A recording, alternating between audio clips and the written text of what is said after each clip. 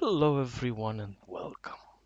Today I will be painting King Arthur from the Shadows of Camelot series. And I just want to apologize for my voice. It's maybe a little raspy. I'm going through a light cold right now and I have a sore throat.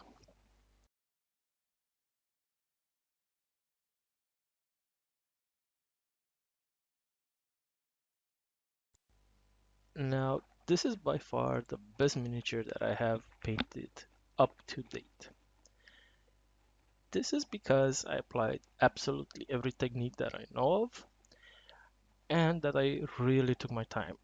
And it also really helps that he has a very simple color scheme. First, I started by painting all his armor with lead belcher, and this is just a base coat. So I filled every single bit of armor panel or side or any nook and cranny with lead belcher as thin down as possible because lead belcher really covers very well. And it also incredibly helps the fact that I had a very good reference image in the form of his character sheet. So that really helps with a very detailed picture, which also contained the highlights.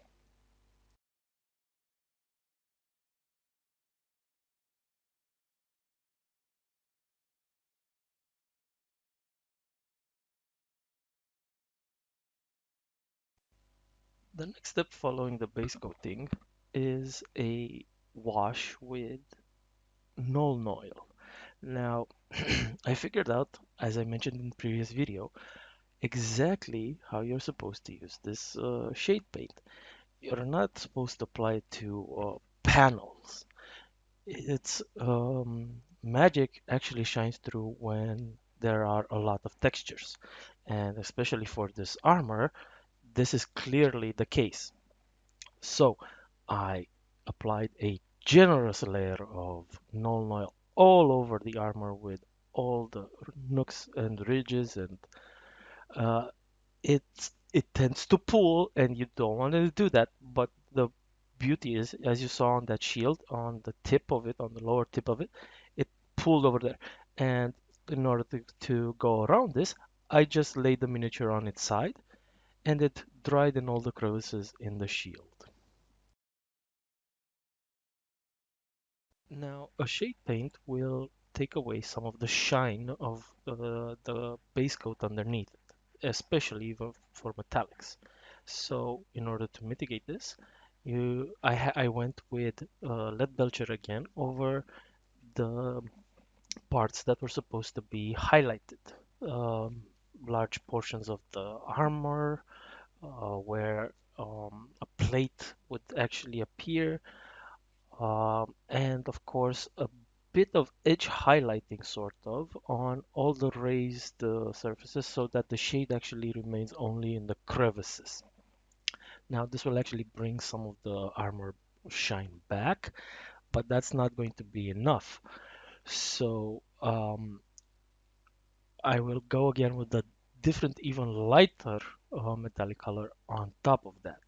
And you will also see me doing these streaks.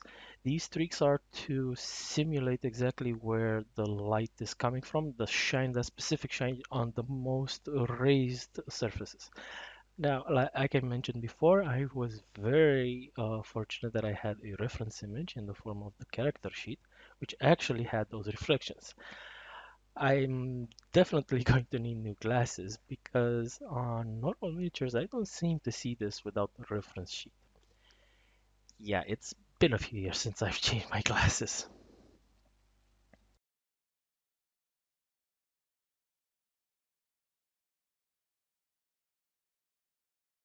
Here I am doing the second highlight that I mentioned. Like I said before, just adding lead belcher over the shade is not enough, so I used a bit of Rune Fang steel in order to put a line, almost a line in on those larger, uh, say, line of lead belcher that I used to highlight the um, light that was coming on the different parts of the miniature, and also in even smaller amount of edge highlighting wherever possible where the raised edges would be. And this is just one of the things that will simulate light. And when we get to the next step, it's really going to pop.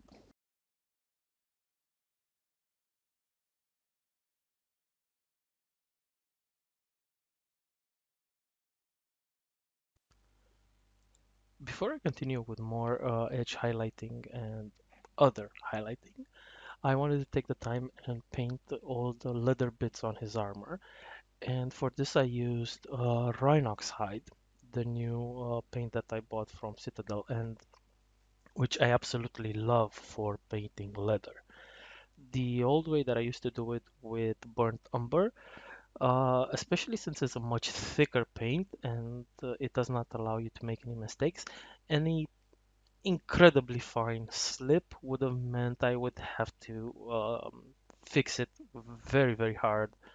Whereas this actually, even if it spills a little bit, it actually is not shown because it's quite transparent when placed over any other color. So honestly, it's a much better way of doing it. That doesn't mean I won't make mistakes, then that I won't have to fix them, but they're not as often as they used to happen with the burnt umber that you previously used. So like I mentioned, this is a great, great color for painting leather. As my library of paints will keep expanding, I can't wait to try some other ones. And hopefully, sometime soon, I will actually buy some other than Citadel paints because I'm real curious because I've seen that not everyone is very happy with these paints. Overall, right now, they're better than all the others that I have. But if these are uh, the worst that people like, I can't wait to see what the really good ones do.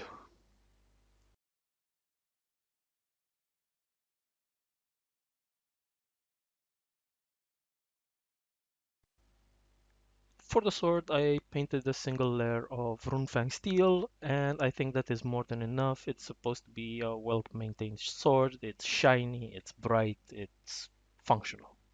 Let's go with that. Keep in mind that you're supposed to gain Excalibur in this game. King Arthur does not automatically have it. And now we get to the most fun part of the miniature, highlighting all the special edges with gold. I used Retributor armor for this, or Retributor gold. I can't remember from the top of my head what it's actually called. Something with Retributor in it, definitely. But getting back to these little paints, I'm surprised how little mistakes I made. That it didn't actually slip at all. Uh, a few here and there, but basically non-existent. Not with this gold color at least. And it really makes the metallic lead belcher really stand out. It was really easy and fun to paint all those little ridges. Fun. And the way the miniature looks, my God. And honestly, because of the contrast, I actually did not shade this gold color any further. I should have done this with Agrax Earthshade and then another layer of gold, but I didn't feel that it needed it. I'm pretty sure it would have been a marginal improvement at best, and this just really, really stands out as it is. And when we'll add the color for the cloak and the main color for the dragon on the shield, it will make everything even better. So keep that in mind. Oh my god, this is amazing. The gold trim, definitely worth it.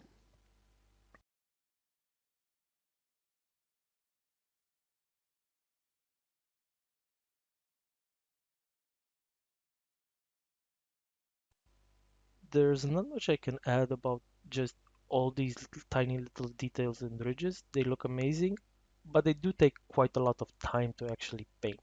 But it pays off, and the more attention I paid, the less I had to fix mistakes and the go back with another color, wasting more time.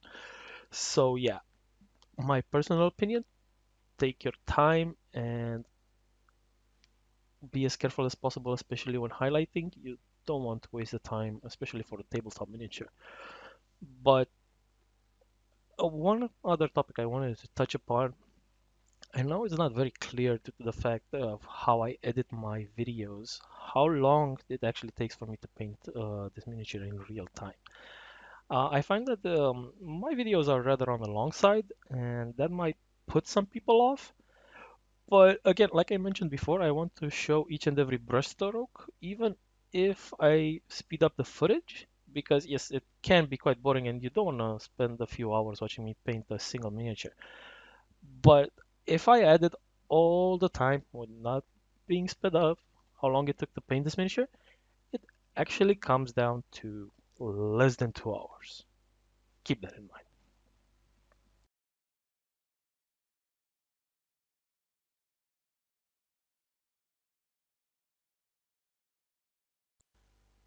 While I was painting the miniature, I realized that the back of the shield actually has a wooden texture on it. So instead of doing the backside of the shield with the lead belcher as well, I decided to go with the wooden color.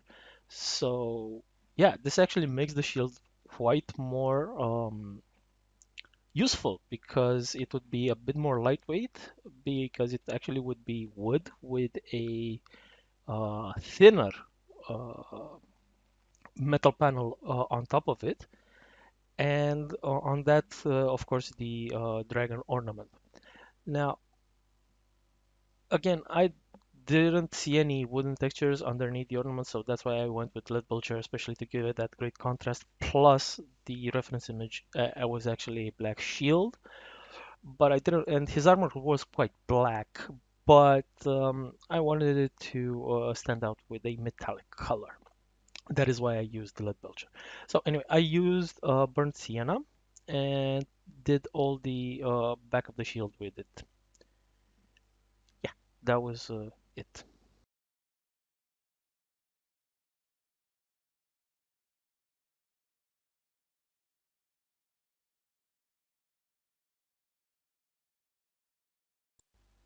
While painting the back of the shield, I did spill over a little bit and I had to come back with lead belcher and gold on the trim to fix the mistakes on his pauldron. Followed that by painting the leather straps on the shield again with Rhinox hide.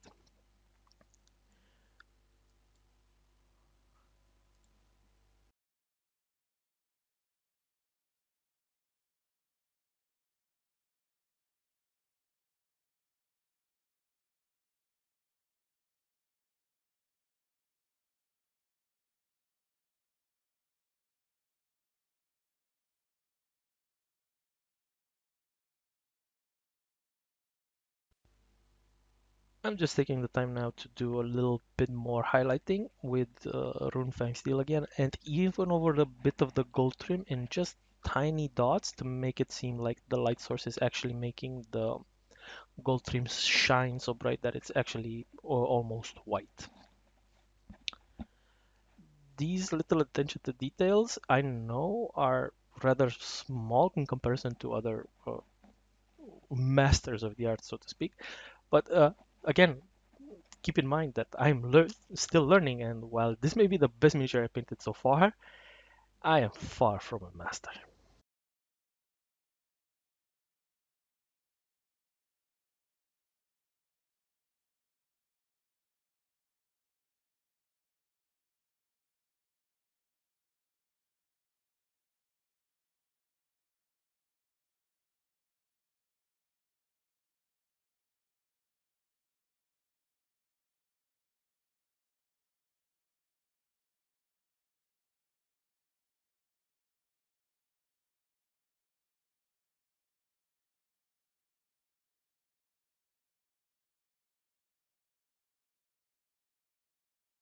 And this is where I apply the most advanced technique that I have learned so far, and that would be wet blending.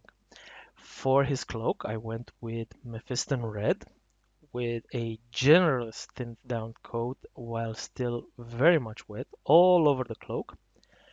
And once I covered the entire cloak with the base red color, the base unmixed color, with just a simple out of the pot thinned down Mephiston Red, I then mixed a bit of black into the Mephiston Red for mixing while the cape was still wet in all of the recesses, in all the crevices, in all of the folds. That's the word. Folds. In all of the folds of the cape, and I then mixed a bit of Everland Sunset, a orange color, into the Mephiston Red, and again, while still wet, I painted all of the raised edges of the cloth, those that would actually catch the light. I'm not sure you can fully see the difference. I'm not sure I can fully see the difference, but it is there. And overall, the cloak looks amazing with at least 3 or 4 shades due to the wet blending that I did. So you can see me here mixing a bit of black into it, and then I will get to actually put it on the miniature. Yes, I know I described the process again before I actually did it, but I didn't want to cut out that footage. You can clearly see while it's wet the effect it has. And yeah, again, I'm still learning, but god damn it, does that look good or what?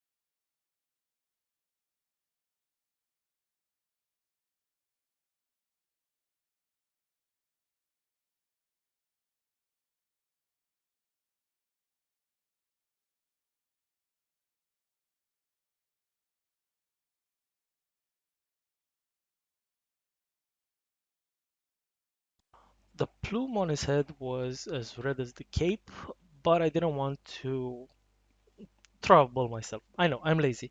So I just painted it just simple base coat of Mephiston Red, no highlight, no wet blending, no research shading, anything like that. So I just painted it Mephiston Red base color. That's it.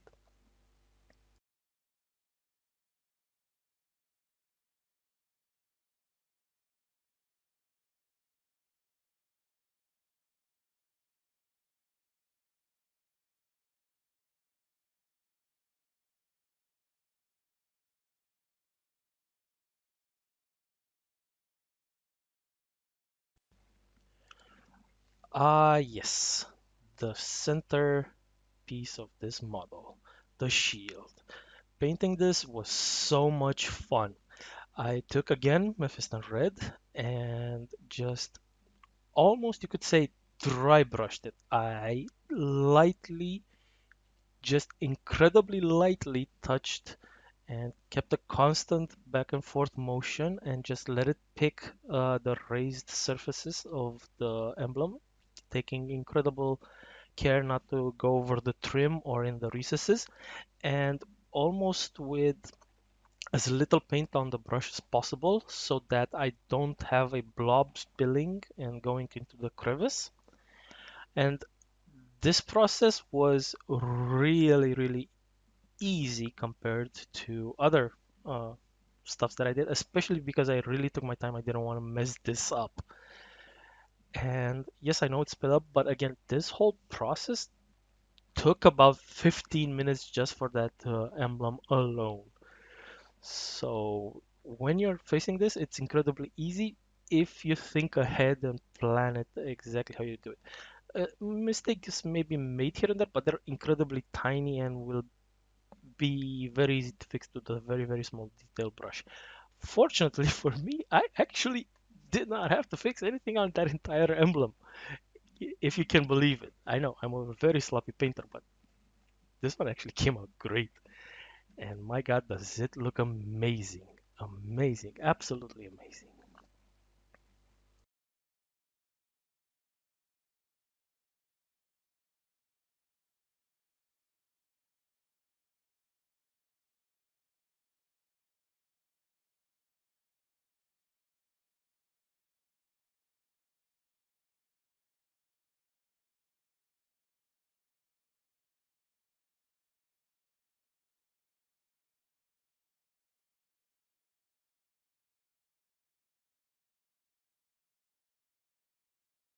For the final touches, I wanted to also do the base back to its original color because these are all characters and they're all color coded. And of course, his color is red.